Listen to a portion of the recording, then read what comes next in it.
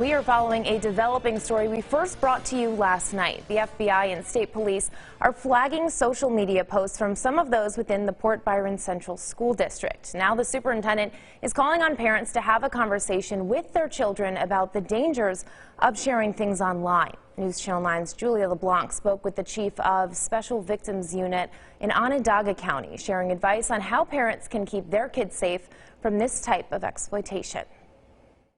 Social media posts from Port Byron students now being flagged by the FBI and state police.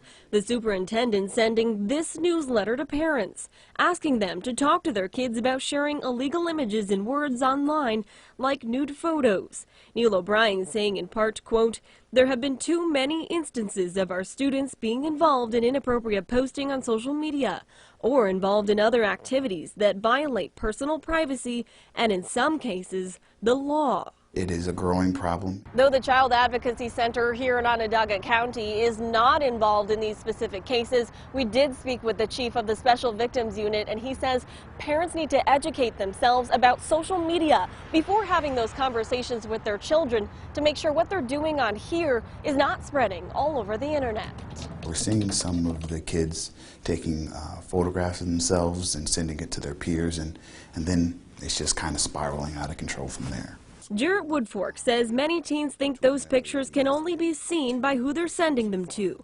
But too often, those same photos are bought and sold online, and soon enough could be in the hands of a child predator. Now it's child pornography. Having and taking those pictures is a felony, and depending on the person's age, could mean jail time.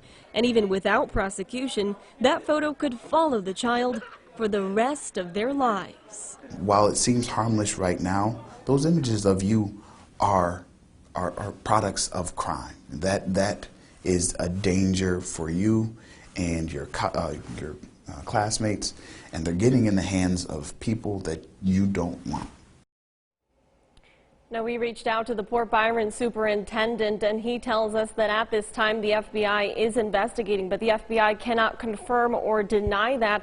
The superintendent did go on to say in his newsletter, O'Brien did mention some of these crimes will result in charges for the adults involved. Nicole?